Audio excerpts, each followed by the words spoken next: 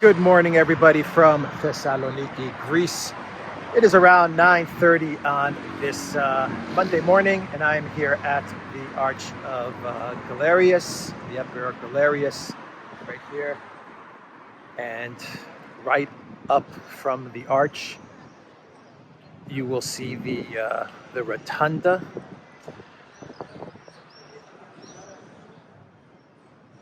Of Thessaloniki. And we'll walk up there. And this dates back to the 4th century AD. Roman Emperor Galerius built this, and it's been used as an Orthodox church. It's been used as a mosque, and then it was used again as an Orthodox church. You can actually still see the minaret is still there.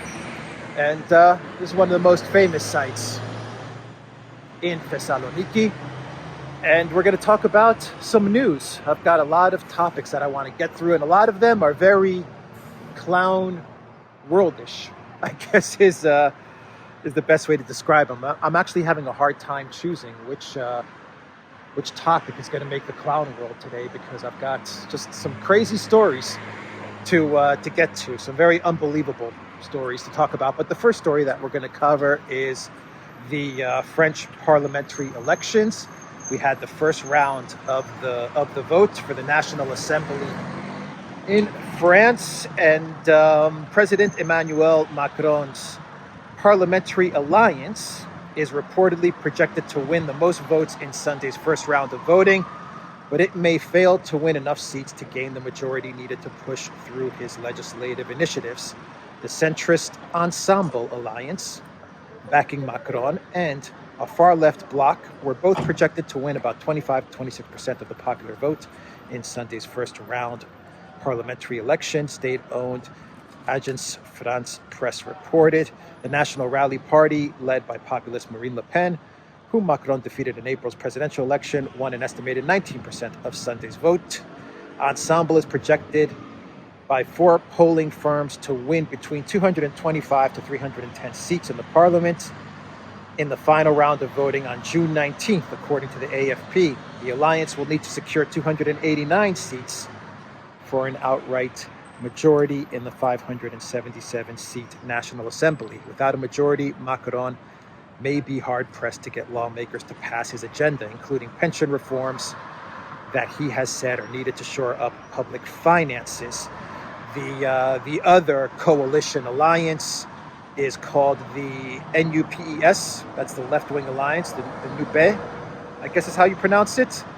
And that is with Mélenchon, who is leading that alliance, and they're projected to win around 150 to 220 seats in the National Assembly. The most interesting part about the first round of votes was that you had very, very low voter turnout, with fewer than half of registered voters casting a ballot. Half of registered voters actually turned out for the first round of parliamentary votes in France. What does that tell you? What message is that sending? Move up here so you can see the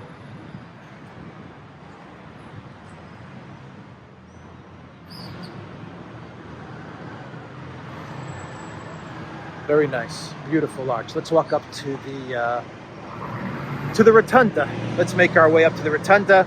So that was the first round of voting. I think it said, what is it, June 19th is the final round. So we'll see if Macron is able to cobble together his alliance, his coalition, if they're able to cobble together a majority, or if they're going to have to work with various other alliances to see if they can get their agenda through. And of course, one of Macron's big agenda topics is the war in Ukraine, and everything else that's going on with the EU as well. That's big on Macron's mind, because Macron's domestic agenda always takes a back seat to his globalist EU ambitions. Always with Macron, he is a globalist first and foremost, and then he's a Frenchman. if you could even call him a Frenchman. Anyway, he's a globalist through and through. So let's talk about this article. This is a bizarre news story, and it has to do with NATO and Stoltenberg's comments with regards to Ukraine. And this is some serious trickle truth that is coming out of NATO now, because Stoltenberg said on Sunday that NATO aims to strengthen Ukraine's position at the negotiating table, but added that any peace deal would involve compromises, including of territory. Stoltenberg said that peace is possible. The only question is, what price are you willing to pay for peace? How much territory, how much independence, how much sovereignty are you willing to sacrifice for peace? Stoltenberg did not suggest what terms Ukraine should accept, saying that it's for those who are paying the highest price to make that judgment. While NATO and the West continue supplying arms to the Ukrainians to strengthen their hand when a settlement is eventually negotiated. So I think we all understand exactly what Stoltenberg is saying.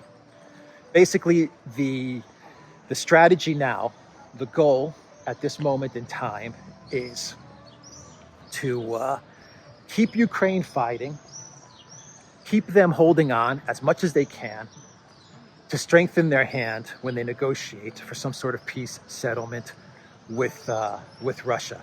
Understanding that Russia has won the war, they're going to keep the territory that they have. They're going to probably gain some more territory, but the goal now is to minimize the territorial loss of Ukraine and to inflict as much damage as you can on Russia, all the way to the last Ukrainian. That is the strategy. This echoes the strategy that we've heard from Lloyd Austin and from the Biden White House and Blinken and Ursula von der Crazy and all these people. They've come out with pretty much the same statements, which is our strategy now is not to defeat Russia. Remember, 3 months we heard that Ukraine was beating Russia, and Zelensky's gonna march on Moscow, and this is an embarrassment for Putin. For 3 months we were hearing that. Now the strategy is shifting. Every article that is coming out is trickling a little more truth out there. Ukraine is losing. They're outmatched on the artillery front. They're outmatched on the military front. Their losses are 60 a day. Then it went to 100 a day. Now it's 200 a day. 500 injured every day. Now I've heard it's 1,000 injured every day. All of this truth is starting to trickle out, and we're starting to get the narrative shift, the strategy shift, which is basically from we are defeating Russia and we can win this war. Remember when they were saying that? We can win this war and we're gonna win this war. We are going to defeat Putin. We're going to defeat Russia. Ukraine is going to win this. That was the narrative just, 3-4 weeks ago. Now the narrative is that we're going to fight the Russians in Ukraine, and we're going to stand our ground for as long and as much as possible and inflict as much damage as we can on the Russians, so that when we do get to a ceasefire and a negotiation, the damage that has been inflicted on Ukraine is not as bad as it could have been if we didn't get the Ukrainians to stand their ground and fight. That's pretty much the strategy there. It is, what a disaster. And of course, when they mean about territory, they're worried about Odessa. They are worried that Russia's going to take Odessa, and so they are pushing Ukraine to fight, to dig in and to fight for as long as they can, throw as many troops as they can in Donbass to try and preserve what little access Ukraine may have to the Black Sea, which is via Odessa at this point.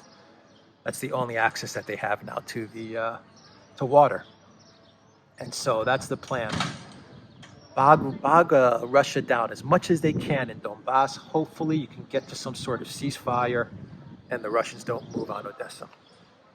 That is now the strategy. You're hearing it straight from Stoltenberg, straight from the NATO Secretary General. And he's echoing what Lloyd Austin has said. And it was a big narrative shift for Lloyd Austin as well. Lloyd Austin was talking about defeating Russia. just 4 weeks ago. And, now the whole narrative has shifted. The whole narrative has shifted. And it's going to shift again. It's going to shift again. In 3-4 weeks' time, you're going to get a complete new narrative shift, because when the Russians do win in Donbass with the offensive in Slavyansk, which is going to be what I believe is going to be the final battle for Donbass. When they win in Slavyansk, then they're going to turn their attention to the southern corridor, and they're going to turn their attention towards Odessa. That's when you're going to see another narrative shift, because the Russians are not going to come to the negotiating table. I really don't understand why the EU or the US or NATO actually believe that the Russians are going to come to the negotiating table. What does the West have to give Russia at this point? What leverage do they have over Russia? What can they possibly bring to the negotiating table? They've thrown all the sanctions that they possibly could at Russia. They've thrown everything at them. They've excluded Russia from everything with regards to the Western world order, right? They've completely vanquished Russia. They've kicked them out of everything. They've humiliated Russians. They've banned Russian authors. They've banned Russian athletes, Russian actors, Russian books, whatever. Whatever they've done to damage Russia, they've done. They've done everything to the max. So I fail to understand, not to mention the outright piracy and theft.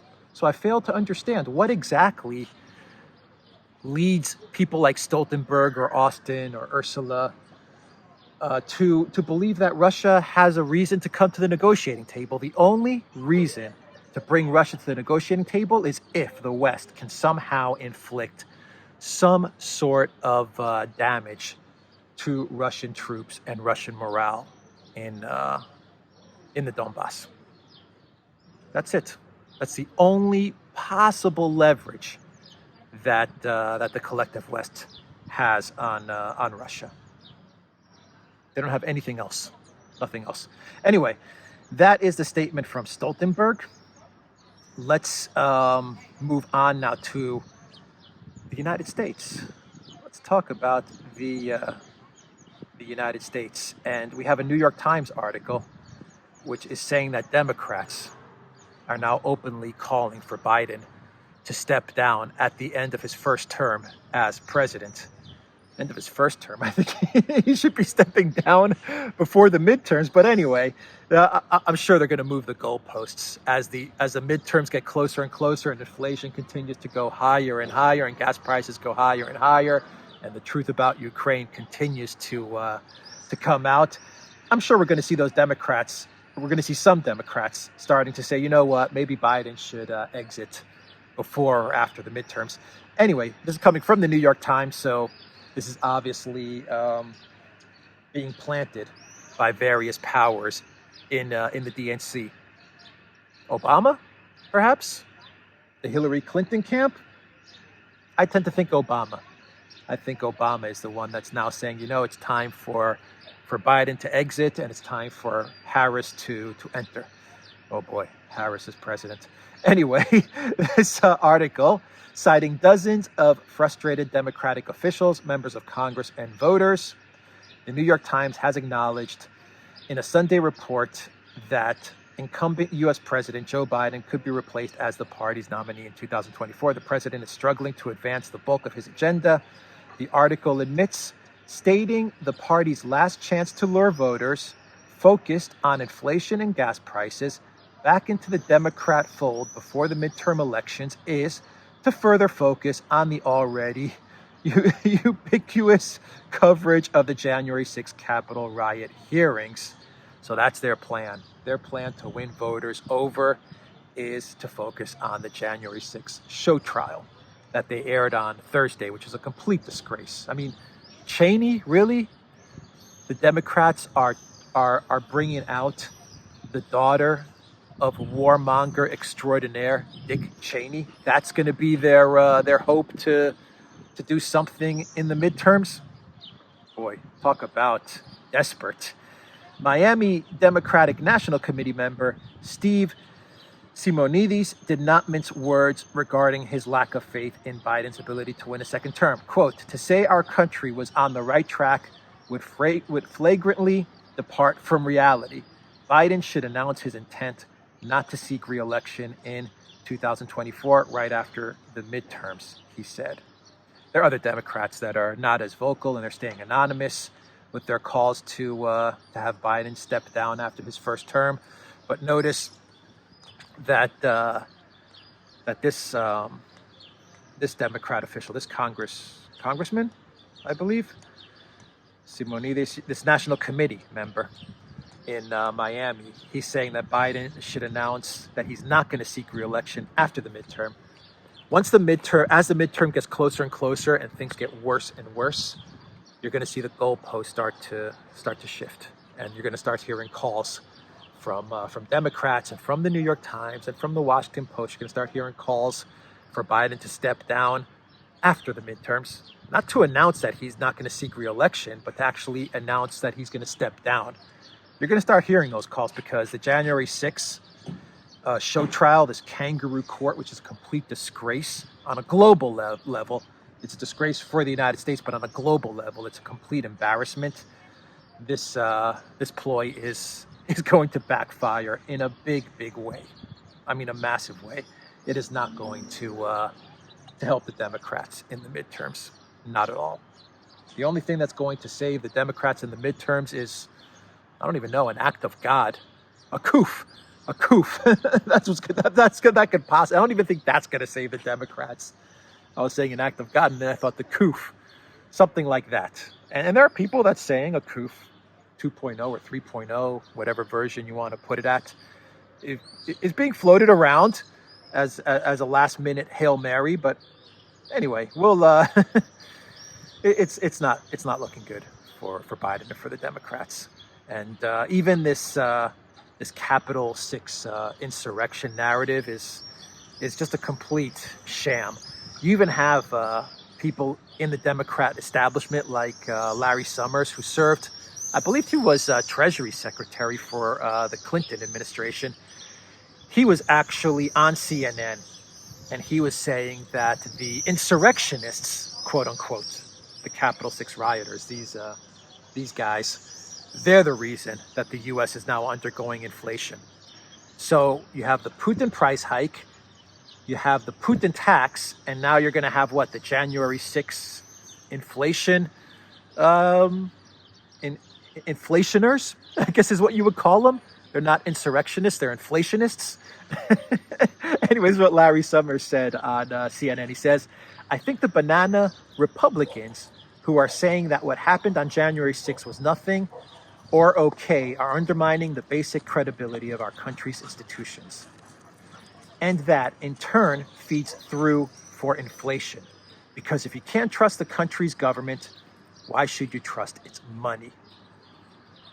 And this is coming from like one of the most respected Democrat economists, financial guys around, right?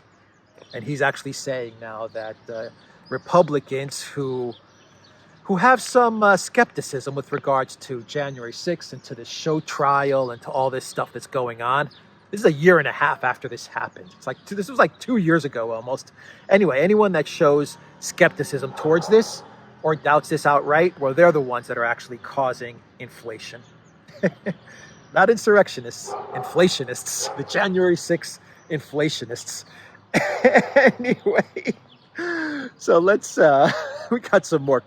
Every story that I'm talking about today is like one is crazier than the other. It's really, sometimes it gets really hard to talk about this news, and this is actually real news. This is real freaking news. So here's an interesting news story which caught my eye, and this is coming from express.co.uk. So we're talking about skepticism. Treat this with a little bit, actually with a lot of skepticism, but we are hearing news that the Ukraine government, the Zelensky regime, is willing to trade the politician and supposedly the Putin's best friend, but he was the political opposition, the main opposition towards Zelensky. Medvedchuk, who is being held by the Zelensky regime. A despicable act, by the way. This is some democracy. Some EU democracy, Ukraine is, when they hold the main opposition leader hostage. Anyway, Medvedchuk, they're willing to trade Medvedchuk for the British foreign fighters, mercenaries that received the death penalty, Pinner and Aislinn, Aidan Aislinn. So they're willing to do a swap, Medvedchuk for the two British mercenaries. That is very, very interesting, if true. If true. I don't know how much I buy this, but if it's true, then that would be very interesting. I don't think first of all, I think the Russians would say, look, this is not our matter. This is a matter for Donetsk, for the DPR. So that's, I think, the first statement the Russians would make. And even then, I think the Russians would just come out and say, this is not our issue. Medvedchuk is he's not a Russian citizen. He's not, he's not on a party to this war. So he's a political hostage now. So we don't understand why you want to swap him for foreign mercenaries. They're going to say something along those lines. But this also points to the fact that if it's true, if this is indeed true, it shows how much influence the UK and perhaps the UK deep state has over Zelensky, if it's true. The fact that the UK deep state, the MI6, let's say, can, or the military industrial complex, whatever you want to call it, Liz Truss, Boris Johnson, whatever, the fact that they can essentially negotiate a hostage swap in Ukraine is pretty incredible. That they can actually tell Zelensky, look, puppet clown actor that wears high heels, we want you to give up Medvedchuk and get these British nationals back because this looks really bad for us. It kind of tells you who's really running the show in Ukraine, doesn't it? So we have two stories with regards to the UK, to the Queen, and these are also clown world stories, but they're not going to be my clown world. Like I said, this is a difficult video to choose a clown world for, but you have Prince Andrew now asking the Queen, and this is fast. He is asking the Queen for his titles back. Britain's Prince Andrew has begged his mother, Queen Elizabeth, to allow him to return to royal life and is seeking to reclaim some of his titles and duties stripped from him after revelations about his alleged involvement with Epstein and the sex ring. The UK Telegraph reported on Sunday the Duke of York has not only asked to be reinstated as Colonel of the Grenadier Guards, a role he inherited from his late father, Prince Philip, and which is currently held by the Queen, but for his daughters, Princesses Beatrice and Eugenia, to be promoted to working royals. So it didn't take long for Prince Andrew to start asking for his royal titles and privileges back, did it? Not long at all. He's been in exile for what? 3 months now? 6 months? That's it? Okay, we'll see what the Queen does. We'll see what she does. I don't know. What does everyone in the comments think she's going to do? You think they're going to actually give Andrew his titles back? I doubt it. I really, really doubt it. But since we're talking about the Queen, let's talk about how Ukraine is hailing the British monarch, and they're doing it with a very bizarre image. They're actually the Ukraine's defense ministry posted an image of Queen Elizabeth with an anti-tank missile launcher. They made a social media post on Saturday depicting Britain's reigning monarch, Queen Elizabeth II, aiming a shoulder-fired NLAW anti-tank missile launcher. The image is the latest in a line of controversial social media posts by the government in Kiev. In the drawing, the Queen is depicted aiming one of the the British-made missile launchers over one shoulder with the Ukrainian coat of arms emblazoned on her other arm. God bless the Queen, Ukraine, and the whole world, reads a caption above the image. The N-Law launcher. And she has the Ukraine trident on her one shoulder, the trident patch on her one shoulder. Well, at least it's the trident and not the Azov symbol. So at least be thankful for that. At least they didn't put the what's it called, the wolf's angel on the Queen's shoulder. Oh boy, I'm starting to think it's actually the UK more than the US that runs the Zelensky regime. That's the way it looks. So I don't know. Is this some sort of homage to Queen Elizabeth? Was this some sort of flattering gesture by Ukraine's defense ministry? I don't get it. I really don't get it. But yeah, they posted it, and so for the Queen's Jubilee. God bless the Queen and Slava Ukraine, I guess is the message. Like I said, at least they didn't put the wolf's angel patch or the black sun on her shoulder. That would have been embarrassing. Though, this is a clown world. We are living in clown world, so who knows? Maybe the next social media post will have those insignias on the Queen's shoulder.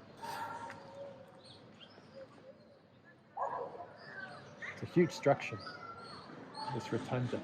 Be honest, very big. So let's do a clown world, but before we do a clown world, we have one more story, and that has to do, this is a serious story. It has to do with a couple of days ago, the Israeli bombing of the Damascus airport, which actually put the airport out of service for about 2 days. Now, I think we're going to have to do a more in-depth video on this on the Duran. Let me speak with Alexander to see if we can get this in for a video. But basically, what you're seeing from Israel, I was thinking about this story a lot. What you're seeing from Israel, I believe, is what you're seeing to a certain extent from Turkey as well, in that you have everything that's happening in Ukraine now. You have the entire collective West absorbed with Ukraine on a foreign policy level. They're absorbed with Ukraine and sending weapons there and fighting the Russians. You have Russia, obviously, focused on Ukraine. And you have Turkey and Israel now taking advantage of that. Turkey is taking advantage of that vis-a-vis the Kurds, let's say, with regards to Syria. And Israel is taking advantage of that vis-a-vis what they're calling taking out installations connected to Iran.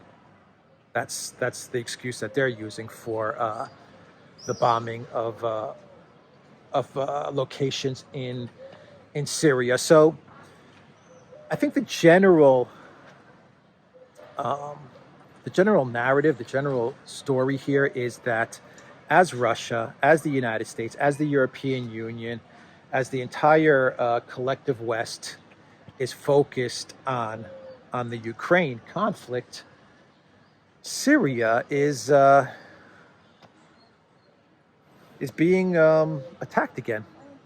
Syria is being attacked again, and much of this is because Russia is going to have to find some sort of balance or some sort of way to send the message to Israel and to Turkey that, look, while we need you guys on side, we need Turkey on side, we need Israel on side, we can't have you attacking Syria like this, or else we're going to step in.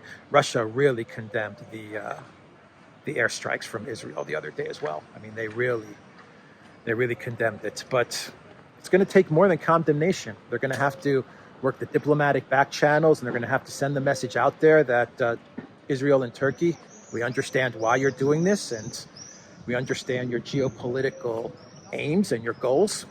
And we know that there's a finite window, because as Russia wraps up Ukraine, Israel and Turkey are saying, you know what, we better strike while these guys are occupied. So we better do what we need to do in Syria to achieve those geopolitical goals, while the Russians still have their focus on Ukraine. And so Russia's going to have to find a way to send the message out there. Let's I need tickets here, but I'll just walk in a little bit.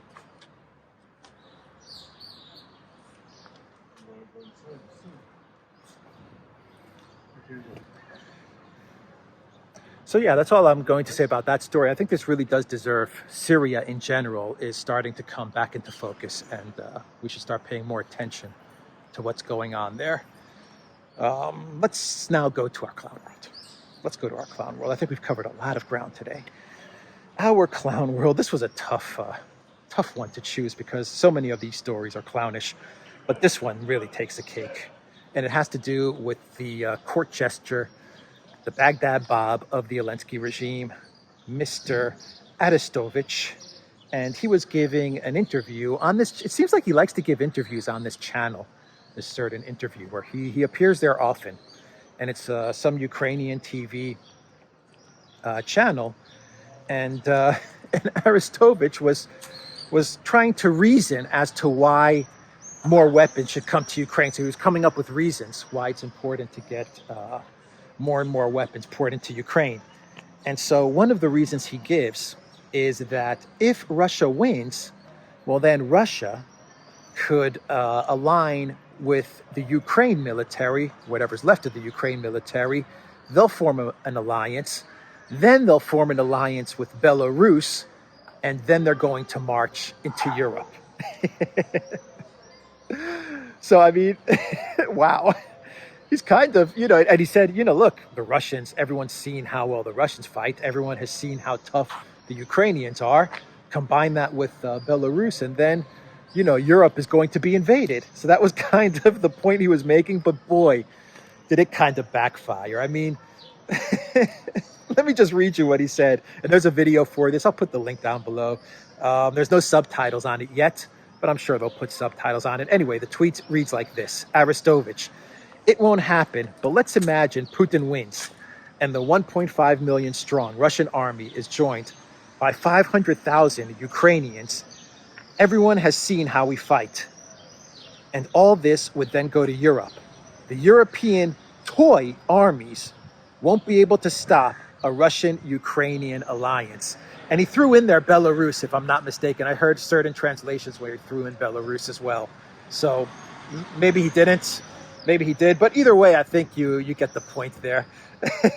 He says it won't happen, but let's imagine Putin wins, which means he knows that Putin's winning and he knows that Russia's going to win and it is happening. So that's the first qualifier.